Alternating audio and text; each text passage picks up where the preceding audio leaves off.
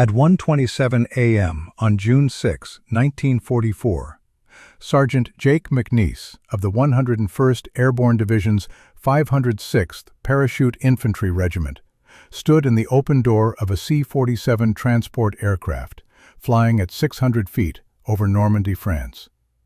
Behind him stood 11 other men. They called themselves the Filthy 13. They were the most undisciplined, rebellious, and effective demolition team in the entire invasion force. And in less than 30 seconds, they would jump into complete darkness over enemy territory with a mission that seemed impossible: destroy the bridges leading to Utah Beach before German reinforcements could reach the landing zones. McNeice looked down.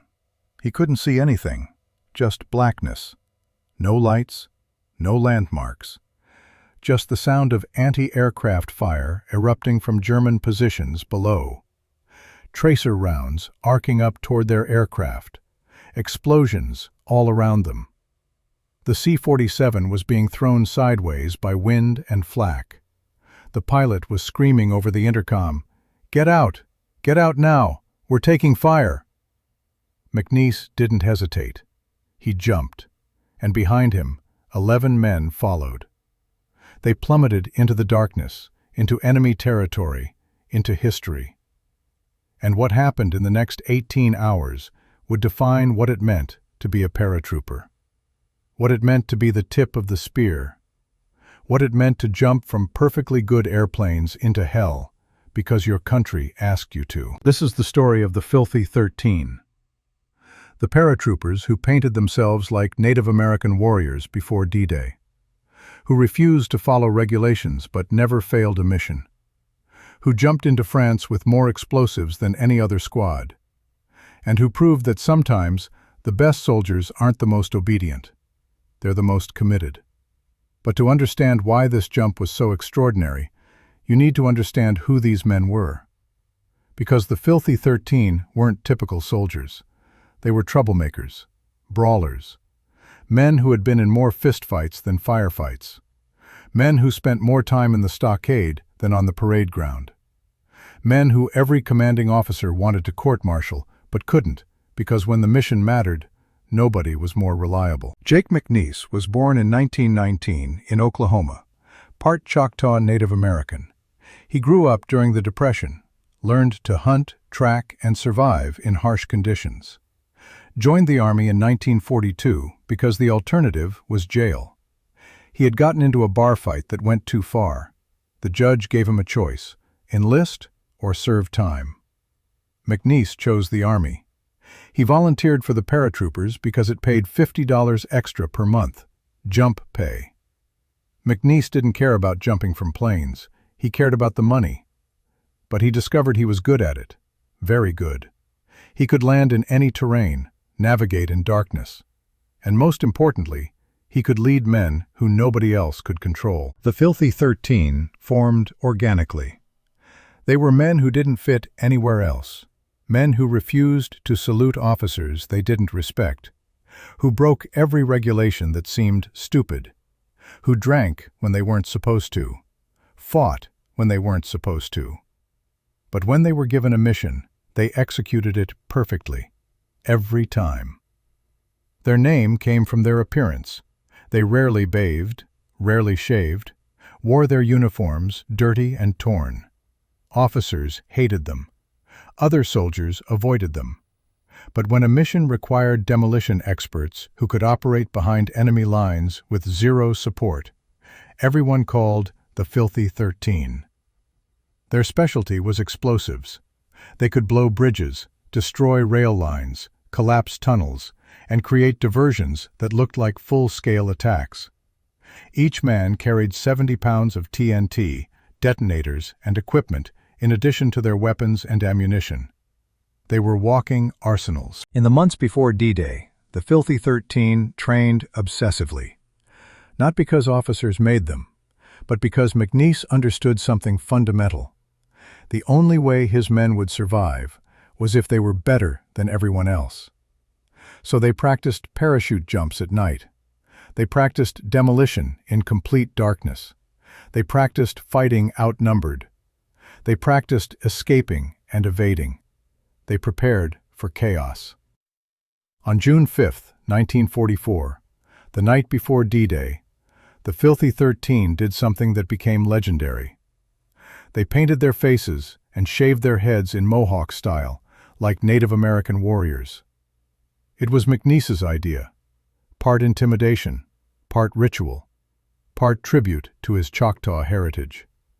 They believed it would frighten the Germans, make them seem like wild men, uncivilized killers. An army photographer named Frank Scherschel took pictures of them before they boarded their aircraft. Those photographs became iconic. Images of dirty, painted, mohawked paratroopers grinning at the camera before jumping into the most important invasion in history. The photos were published in newspapers worldwide after D-Day. The Filthy 13 became famous. But that night, they were just scared men trying to find courage however they could. The mission was clear: jump behind Utah Beach, destroy the bridges over the Douve River, prevent German armor from reaching the beaches where American forces would be landing. Without those bridges, German panzers couldn't reinforce the coastal defenses. With the bridges intact, the landing forces would be massacred. The Filthy 13 were assigned 2 bridges. They had to reach them, set demolition charges, blow them, and then hold the area against German counterattacks until ground forces arrived from the beaches. The mission was expected to take 6 hours, but everyone knew the real timeline: survive until you don't. The jump at 1:27 a.m. was chaos. The C-47 was taking heavy anti-aircraft fire. The pilot was flying evasively, throwing the aircraft around to avoid being shot down. When McNeese jumped, he was at 600 feet instead of the planned 1,200 feet. That gave him about 15 seconds in the air instead of 30. Barely time for his parachute to open before he hit the ground. He landed in a field, hard. The impact knocked the wind out of him. He lay there for a moment, checking if he was injured. Nothing broken. He released his parachute, grabbed his weapon, and looked around. Complete darkness. He could hear gunfire in the distance, explosions, shouts in German. He was alone, separated from his squad, lost in enemy territory, with 70 pounds of explosives. The plan had been for the entire squad to land together, assemble, and move as a unit to the bridges. But the chaotic jump had scattered them across miles of French countryside. McNeese was alone, and he had to decide: try to find his men or complete the mission solo. He checked his compass. The bridge was approximately 3 miles northeast. He started walking, staying low, moving through hedgerows, avoiding roads. He could hear German patrols nearby, voices, vehicle engines, but he kept moving. After 40 minutes, he heard a sound, a cricket clicker. It was the recognition signal for American paratroopers. If you heard a cricket click in the darkness, you clicked back. If you got the right response, you knew you'd found a friendly. McNeese clicked his cricket. A voice responded, "Flash." McNeese answered, "Thunder." Password confirmed. It was one of his men, Private Jack Agnew. Over the next 2 hours, McNeese and Agnew found 6 more members of the Filthy 13. 8 men total. Not all 12, but enough. They oriented themselves and headed toward the first bridge. They reached it at 4:15 a.m. The bridge was intact, and it was guarded. 2 German machine gun positions, 1 on each end. Approximately 12 soldiers. McNeese and his men studied the situation. They were outnumbered, outgunned. But they had surprise, and they had training. McNeese divided his men into 2 teams. 4 would attack the machine gun position on the near side of the bridge. 4 would circle around and attack from the far side. The attack would be simultaneous, quick, violent, overwhelming. The Germans wouldn't know what hit them. At 4:30 a.m., McNeice fired a flare, the signal. Both teams attacked. Grenades first, then automatic weapons fire. The Germans never had a chance to organize a defense. Within 90 seconds, both machine gun positions were neutralized. The bridge was theirs. But now, they had to blow it. And that meant working while exposed on the bridge itself. German reinforcements could arrive any moment. McNeice assigned 4 men to security, 4 men to demolition. They had practiced this drill hundreds of times. They knew exactly where to place charges for maximum structural damage. They had 15 minutes to set the charges before German forces would respond. They worked fast, strapping TNT to the bridge supports, running detonation cord, connecting timers. It was dangerous work. One mistake and they would blow themselves up. But the Filthy 13 were experts. This was what they did. At 4:52 a.m., they heard vehicles approaching. German reinforcements. 3 trucks, maybe 40 soldiers. McNeice shouted, "Time's up! Set the timers! 30 seconds! Move!" The demolition team set the timers and ran. All 8 men sprinted off the bridge, diving into the field beyond. Behind them, they heard German soldiers shouting, running onto the bridge, trying to stop them. The bridge exploded. A massive blast that lit up the pre-dawn sky. The concussion wave knocked McNeice and his men to the ground. When they looked back, the bridge was gone, completely destroyed. And so were the German soldiers who had been on it. McNeice counted his men. All 8 present. No casualties. First objective complete. But they still had a second bridge to destroy, and now the Germans knew American paratroopers were in the area. The element of surprise was gone. The second bridge was 2 miles away. McNeice and his men moved quickly through the darkness. They could hear German patrols searching for them, vehicles on roads, troops sweeping fields. But the Filthy 13 were trained for this. They knew how to move without being detected, how to use terrain for cover, how to stay invisible. They reached the second bridge at 6:20 a.m. Dawn was breaking, visibility increasing, and this bridge was more heavily defended. 4 machine gun positions, a half-track armored vehicle, at least 30 soldiers. McNeice and his 8 men were facing odds of nearly 4-1. This time, stealth wasn't an option. The Germans were alert. They knew Americans were in the area. McNeice made a decision. They would create a diversion. Make the Germans think they were being attacked by a larger force. Draw defenders away from the bridge. Then slip in and set charges. He positioned 4 men on a hill overlooking the bridge, gave them all the grenades and ammunition they could carry. Their job, make as much noise as possible. Make the Germans think a platoon was attacking. Draw fire, create chaos. At 6:35 a.m., the diversion team opened fire. Grenades exploding, machine guns firing. The Germans immediately responded, turned all their weapons toward the hill. The half-track's main gun opened fire. German infantry began advancing up the hill. While the Germans were distracted, McNeice and 3 other men sprinted to the bridge. They had maybe 5 minutes before the Germans realized it was a diversion. They worked frantically, placing charges, running det cord. No time for precision, just speed.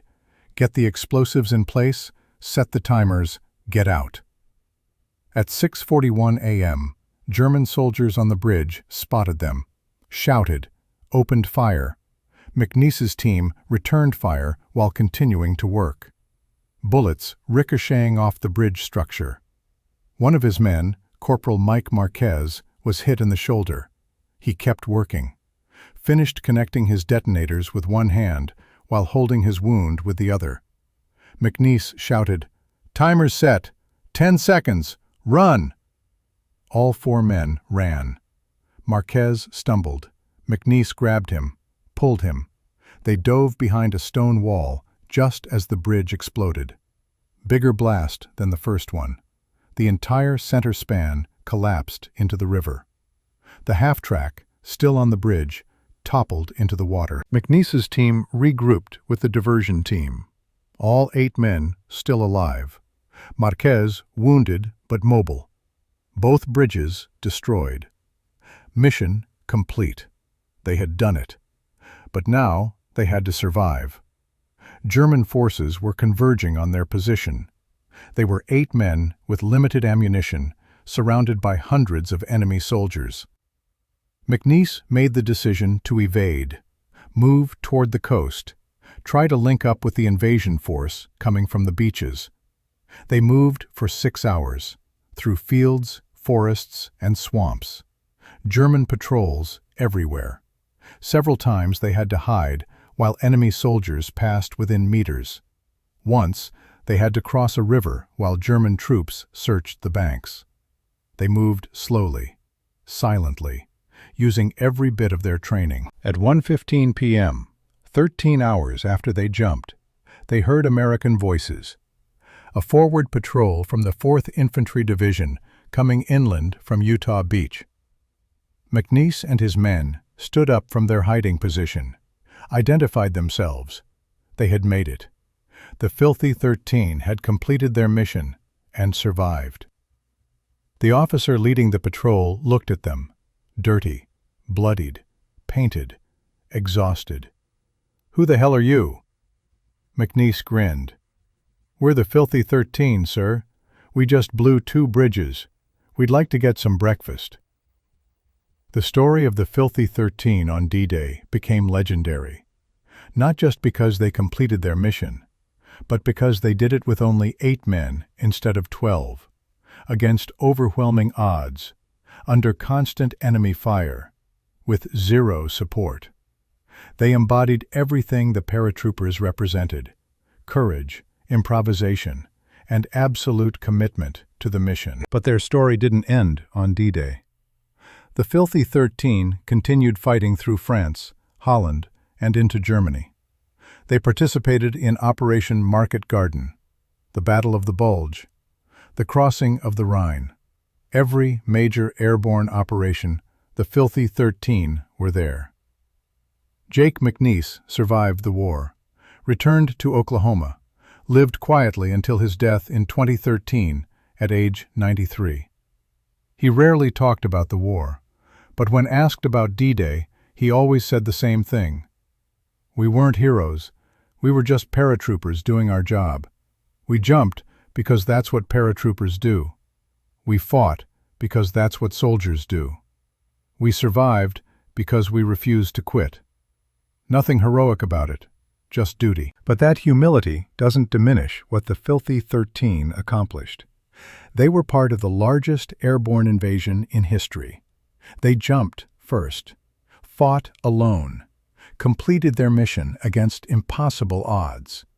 And they proved that the most effective soldiers aren't always the most disciplined. Sometimes they're the ones who understand that rules exist to accomplish missions, not obstruct them. The Filthy 13 broke every regulation, but they never broke faith with their brothers or their mission. They were troublemakers who became legends, rebels who became heroes, and men who proved that courage doesn't require polish, just commitment. Today, the legacy of the Filthy 13 lives on in every airborne unit. Their spirit of independence, their refusal to quit, their commitment to the mission above all else. When modern paratroopers jump from aircraft, they're following in the footsteps of men like McNeese and his squad. Men who proved that sometimes the best soldiers are the ones who question everything except their duty to each other. The Filthy 13.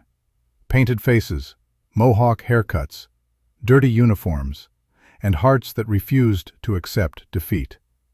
They jumped into darkness on June 6, 1944, destroyed 2 bridges, survived against impossible odds, and wrote their names into the history of the greatest invasion ever attempted. That's what it meant to be a paratrooper.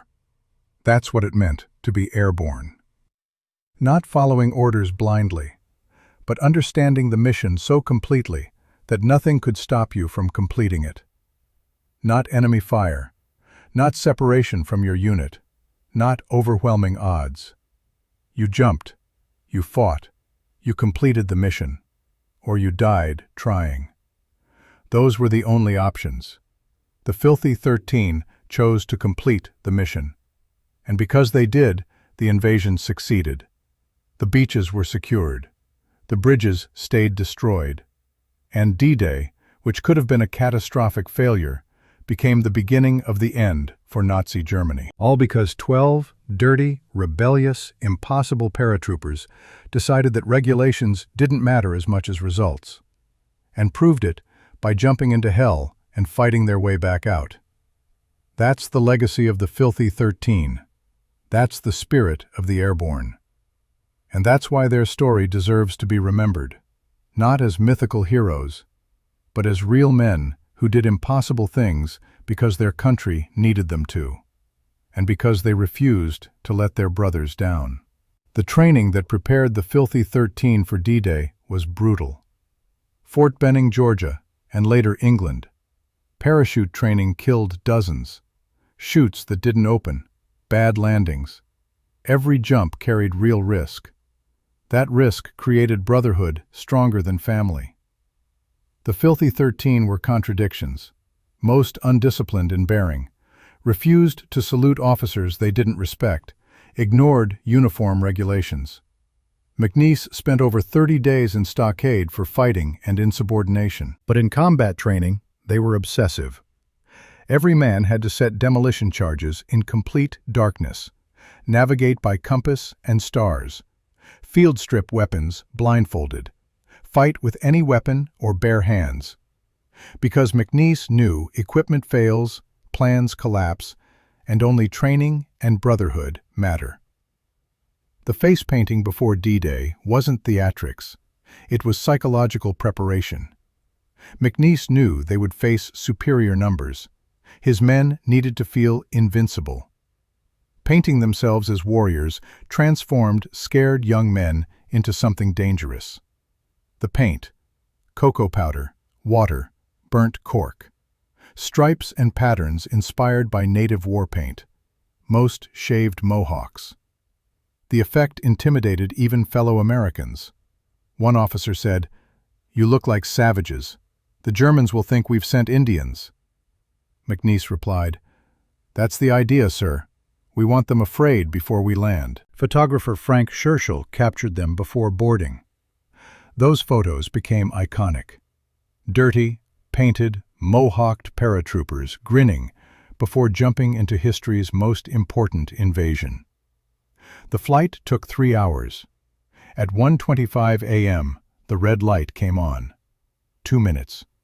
McNeese opened the door. Wind and noise flooded in. Below, nothing but blackness. The aircraft lurched from anti-aircraft fire. Green light. Go. McNeese jumped. Finding his men in the darkness was a combination of skill and luck. The cricket clickers helped, but they only worked if you were close enough to hear them. McNeese moved carefully, using hedgerows for cover. Normandy's landscape was a patchwork of small fields divided by thick hedgerows, walls of earth and vegetation that provided excellent concealment, but made navigation difficult. Each time he found one of his men, there was a moment of pure relief. They had trained together for 2 years. They were brothers. Losing any of them was unthinkable. But McNeese also knew they might not find everyone. The jump had been chaos. Some men could have landed miles away. Some could have been killed on landing. Some could have been captured immediately. He had to accept that possibility and continue the mission. The demolition work was textbook perfect. Charges on main supports. Composition C2 plastic explosive, precisely measured. Timers set for 30 seconds. Practiced hundreds of times. Muscle memory took over. The explosion was massive. Bridge disintegrated. German soldiers caught in the blast. McNeese's men didn't celebrate. They understood war's cruel arithmetic. Kill 12 Germans to save hundreds of Americans. The second bridge operation was different. The diversion team's job was to draw fire and attention. They had to make the Germans believe they were facing a much larger force. They fired from multiple positions, threw grenades at timed intervals, used different weapons to create the impression of a platoon rather than 4 men. It worked. The Germans committed most of their forces to attacking the hill, leaving the bridge vulnerable. But when McNeese's demolition team was spotted on the bridge, things got desperate. Corporal Mike Marquez was hit in the shoulder by a German bullet. The impact spun him around. But training overrode pain. He finished his work one-handed, connecting detonators while blood soaked his uniform. That's what separated paratroopers from regular infantry. They didn't stop when wounded. They stopped when dead. Or when the mission was complete. The 6-hour evasion tested them differently, moving through enemy territory with German forces hunting them. No roads, no fires, cold rations. Moved in single file, McNeese navigating by compass. German patrols came within meters several times.